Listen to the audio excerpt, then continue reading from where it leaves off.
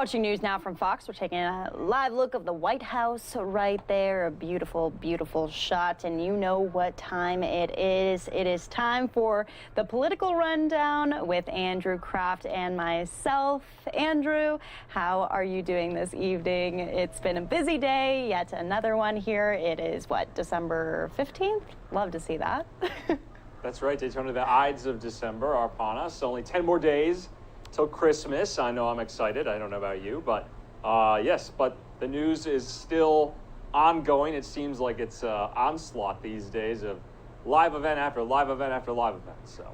Yep, and we've been following one live event all day. I'll pull up this shot for you because we have literally had this from our Fox photographer for hours, and we've been waiting for some representatives to walk out. We weren't sure if they were going to be speaking at the microphone. So far, nothing yet, but this is all for the COVID-19 relief bill that has not yet been passed, right, Andrew?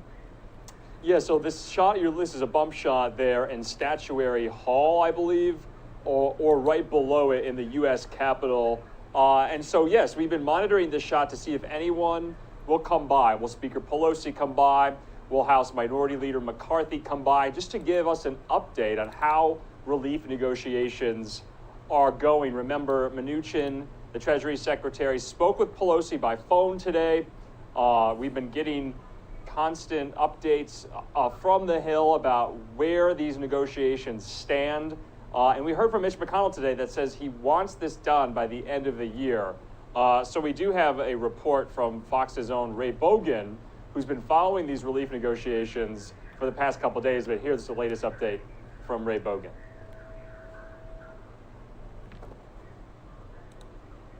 Congress appears to be the closest they've been to passing coronavirus relief before the end of the year. We're the only deal in town. We're the only place where Democrats, Republicans, House and Senate have come together. The big difference this time around, the two most controversial issues that have had little agreement were taken out and put in a completely separate bill. That's $160 billion in funding for state and local governments and liability protections for businesses operating during the pandemic. So those two things are, if they're not on the table, what you're left with are the things that I just mentioned, which enjoy broad bipartisan support and which should make this really a pretty easy negotiation. Those widely supported items are in a $748 billion package. It includes $300 billion for small businesses and the Paycheck Protection Program, tens of billions for emergency food and rental assistance, and an extra $300 a week in unemployment benefits. We did produce a work product, and one that I think is worthy of consideration immediately on the floor of the Senate. Only the Senate Majority Leader can decide what gets a full vote in his chamber. On the other side of the Capitol, that power in the House rests in Nancy Pelosi's hands, and they're both negotiating. We're not leaving here without a COVID package. There has also been an effort to include another round of those $1,200 stimulus checks for Americans, but that did not make the cut. Ray Bogan, Fox News. So obviously the very latest on COVID-19 relief. We're not sure if we'll be hearing any remarks from Pelosi. She's inside those doors alongside McConnell, if I'm not wrong, Andrew. Yes, so we got word that they were meeting about 30 minutes ago again. So not sure entirely if they're still there at the Capitol, but we'll be monitoring that shot that we showed you earlier to see if they do come by, to see if they can update us on the negotiations as they stand tonight on this Tuesday. Remember, Daytona, a lot of these protections that were passed back in March that Ray Bogan was outlining for you there, you know, unemployment insurance, a moratorium on rent and mortgage payments, things like that, those expire at the end of the year. And so if they're not essentially extended and passed going into 2021, a lot of Americans will kind of be left on the hook there. Remember, a lot of Americans at the moment are, on average, behind in thousands of dollars worth of rent and mortgage payments because of the pandemic. So that's something I'll be watching for to see if that's all included in there. But there is possibly some light at the end of the tunnel. They seem to be very, very close. But as we've been saying for about the last 4 or 5 months, we've been saying that for some time, that they seem to be close, and then something happens where the negotiations fall apart. Daytona? Yeah, definitely, definitely waiting on that. And it was interesting today, stocks were actually up. And, you know, they were attributing this to the possibility of COVID-19 relief coming out. There was definitely a lot more movement at the Capitol today, so we'll be keeping our fingers crossed and keeping our eyes on the Senate floor. Staying with COVID-19, though, but moving towards vaccines, this is a light at the end of the tunnel, and it's coming from multiple companies right now, right? Moderna stepping up. Yeah, Moderna, we just got word that earlier today, the FDA is still reviewing the safety and efficacy of it to hopefully, authorize that emergency use. Maybe at the end of the week, maybe this weekend. So we'll be watching out for that. Remember, a lot of these companies are just waiting on that. Moderna especially is the next one. And there's some differences between the Pfizer shots and the Moderna one. Remember, the Moderna one doesn't need to be kept at such cool temperatures, such frozen temperatures on that liquid nitrogen like the Pfizer vaccine does. So there's a difference there. The efficacy is upwards of 90%. According to Moderna, who announced that about a couple weeks ago. So it remains to be seen when exactly the FDA will authorize that emergency use. They're reviewing the safety guidelines and efficacy guidelines for it, as we speak. But that would just be another vaccine on the market for Americans to go get inoculated against the virus. And kind of an interesting story I want to show you right here. Here's a photo, but the FDA has granted an emergency use authorization for the first over-the-counter fully at-home test for COVID-19. The Ellume COVID-19 home test detects protein fragments from the coronavirus in a nasal swab sample from anyone 2 years and older, including those who are asymptomatic. This is similar to those tests that people are getting wherever, CVS, your local drugstore.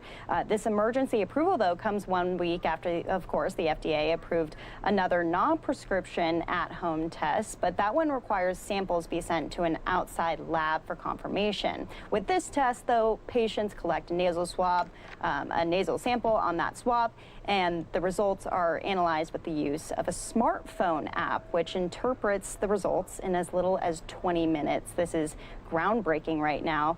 The test has a 96% accuracy rating in positive samples from people showing symptoms, and it correctly identified 91% of the individuals who were asymptomatic as well. The company hasn't said when the test will be available for purchase. Gotta love that last line right there. Everyone gets super excited for all of these new developments, but we're not sure when we're gonna get it, so don't get too excited, Andrew. Yeah, and if Americans can quickly and safely test themselves for the virus, in their own home, with the results coming back in a matter of minutes, that could give us a really better grasp on how we are handling the pandemic itself. Remember, testing is key. So, now that the FDA has authorized that for emergency use, it just remains to be seen when we can actually get it in our homes, right? Yeah, so much great news coming from the medical field right now as we step into a really kind of dark season. A lot of cases coming out following Thanksgiving, and health officials just really warning ahead of the holiday season with Christmas that the same thing doesn't happen, if not worse. So we've been touching on COVID all day today. Let's step away from that. We just had an update coming out of Georgia. But let's talk about these Georgia Senate races. It's picking up speed. You can feel it. You could see it in the rallies today. There was rallies on both sides of the aisle. What can we be looking forward to for this runoff? It's tight, right? It is tight. Something I'll be looking for, though. Remember, early voting started yesterday, so we already have some numbers about turnout, and turnout is up in these races. I'm not sure particular and specific numbers, but I was seeing that the turnout is up with those early vote totals so far. Remember, that goes well into December, and it stops right short of that January 5th date in 2021 when the runoff will take place. But you're seeing the candidates out and about across the state of Georgia. Finally saw something for the first time, though, in the Peach State today, especially for the Democrats, and that's President-elect Biden, who traveled to the state there today to campaign on behalf of Jon Ossoff and Reverend Raphael Warnock. So remains to be seen if he'll be back to Georgia. We know the President Trump was in Georgia about a week ago on that weekend rally in Valdosta. Mike Pence, the vice president, has been there multiple times. So that's something we'll be looking for here. We do have an update on everything happening there with those runoff races from Fox's own Lauren Blanchard. She has the latest out of Georgia.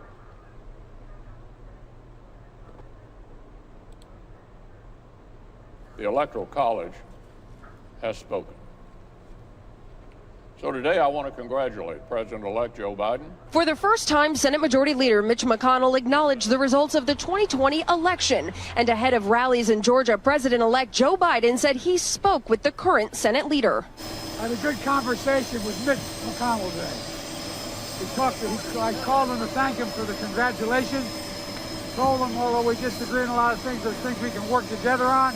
President-elect Biden campaigned in the Peach State with the two Democrats, Jon Ossoff and Raphael Warnock, who are locked in tight Senate races. Early voting began this week. Election Day is January 5th. At stake is control of the Senate. If Democrats win both races, then Democrats will control Congress and the White House. They'll actually fight for you, represent you, stand up for you.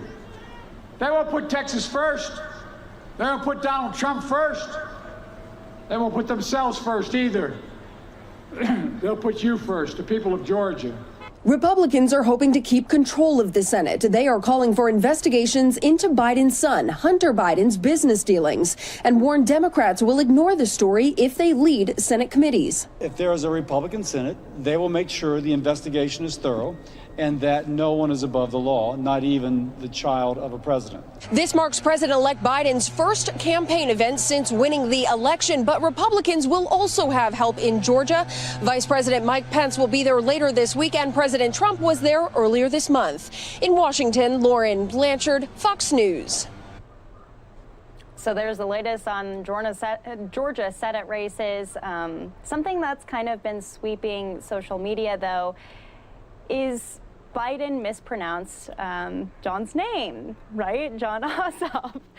It's some of these things that we just got to touch on because we're a digital platform and we're following Twitter all day long. We're all on it.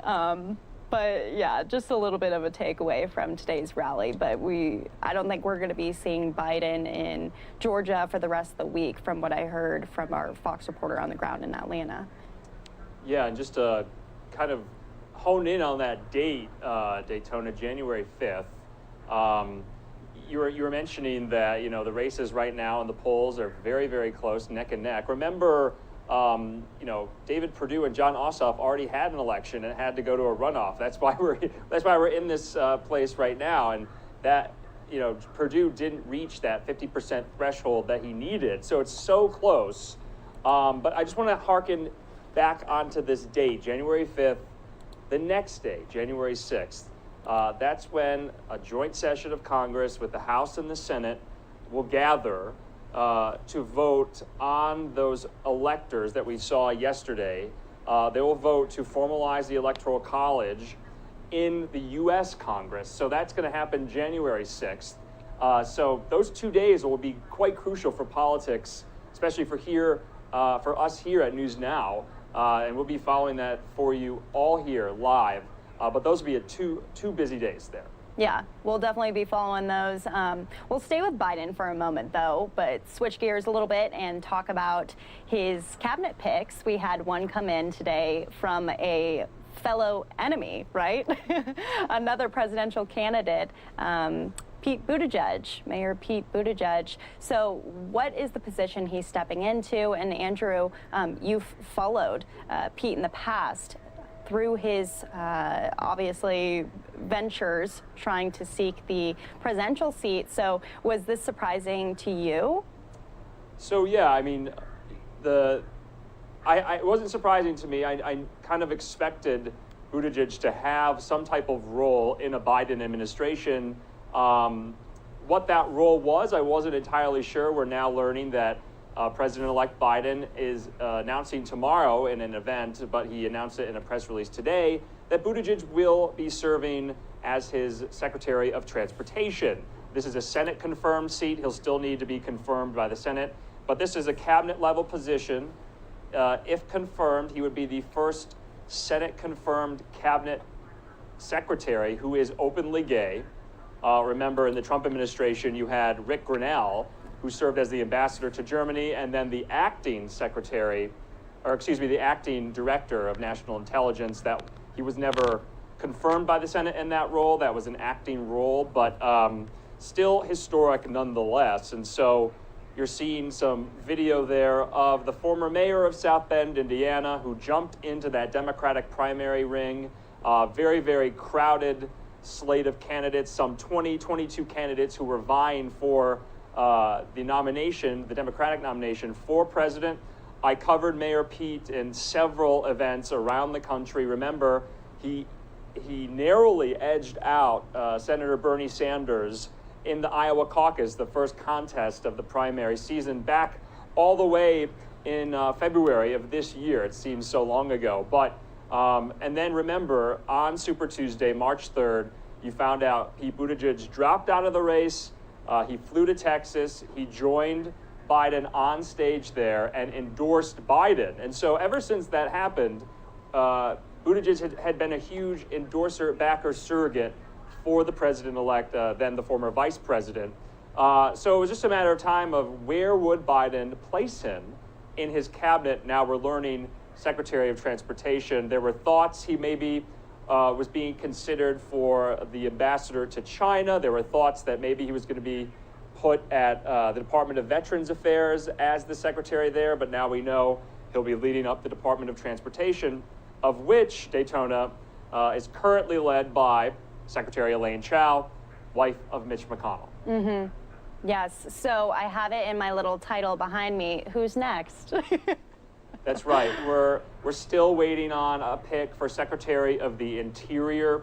We're still waiting on a pick for Attorney General. Everyone kind of has their eyes right now on who will the Attorney General be in the Biden administration. I believe Secretary of Commerce. I believe Secretary of Education. We're still waiting on these positions. If you can remember any more, I'm kind of drawing a blank at the moment. But those are some of the key spots and roles that we'll be looking for in the weeks to come. Oh, just did want to mention though, the AP has confirmed, I don't believe Fox has confirmed this, but we did hear who Biden plans to announce for the Energy Department, the Secretary of Energy, and sources have been telling the Associated Press that that's going to be former Michigan Governor Jennifer Granholm. Very interesting. Yeah, I mean, I'm really watching this Attorney General race. I think that will probably shock a lot of people, whoever gets chosen for that. So we'll be keeping our eyes on that here on News Now from Fox. Obviously, we're kind of in Biden territory right now. But we heard from an unfamiliar source, not unfamiliar, but I guess kind of the opposite end of the aisle. McConnell speaking out today, officially recognizing Biden as the president-elect. So that was kind of a momentous situation on the Senate floor this morning. Let's play that out really quickly for all y'all at home so you can see that whole address.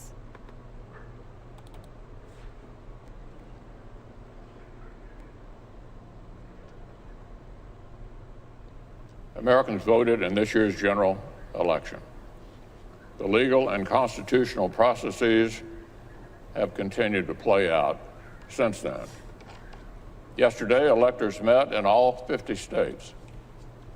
So as of this morning, our country has officially a president-elect and a vice president-elect. Many millions of us had hoped the presidential election would yield a different result. But our system of government has processes to determine who will be sworn in on January the 20th. The Electoral College has spoken. So today I want to congratulate President-elect Joe Biden. The President-elect is no stranger to the Senate. He's devoted himself to public service for many years. I also want to congratulate the Vice President-elect, our colleague from California, Senator Harris. Beyond our differences, all Americans can take pride that our nation has a female Vice President-elect for the very first time.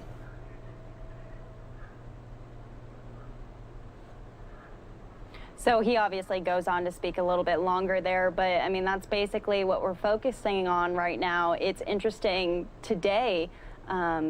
He obviously made that address, and then now it seems like there's big COVID-19 relief talks. So it seems like there is becoming a bit of compromise for both of these parties, right?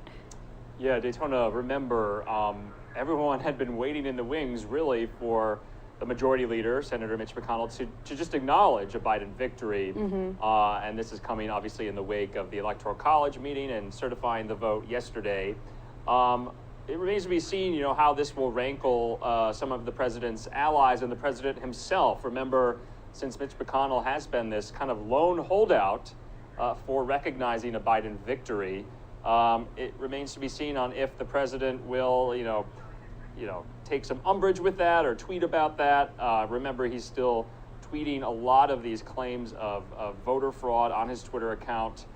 So that all, we're going to watch for that here and see how that plays out as well. But it was, quite momentous today to hear that from the majority leader and Biden himself. We saw that in the story from Lauren Blanchard. Biden called McConnell today and they had a conversation on the phone.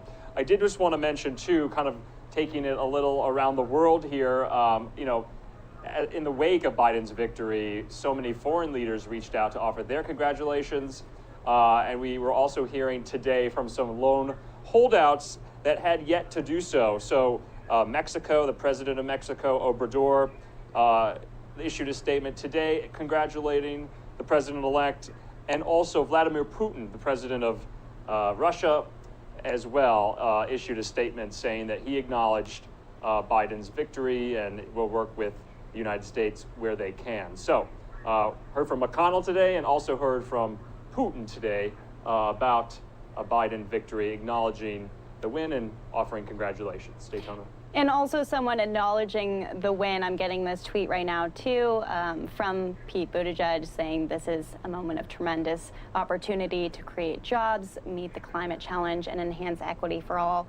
I'm honored that the president-elect has asked me to serve our nation as Secretary of Transportation. So just going back to Biden and his cabinet picks as well, wrapping a bow on that segment for us. Yes, and on NewsNOW tomorrow we'll have that live event where Biden will introduce Buttigieg, kind of like he's been doing with the cabinet posts that he's been announcing. So we'll carry that live for you here on NewsNOW from Fox for those of you interested in watching that tomorrow. And I think we've got one last story for all of you, but this one is a little different than what we normally step into. It's talking about Uber, right? Yeah, Daytona, we want to bring some business news, other types of news to you guys throughout this rundown of the day's stories, but we're learning California is slamming Uber with a $59 million fine. This is over the company's failure to comply with sexual assault investigations. Uber now has 30 days to fork over this money to the state's Public Utilities Commission, as well as answer questions regarding a safety report it released back in December of last year. The report showed thousands of sexual assaults during rides between 2017 and 2018. Uber has previously refused to answer questions, saying it was to protect the privacy of the victims. But while the state has suggested the company could give the data anonymously, Uber still has not answered them. So it may see its permit to operate in California removed if the fine is not paid and the data is not handed over within a 30-day time frame. Daytona?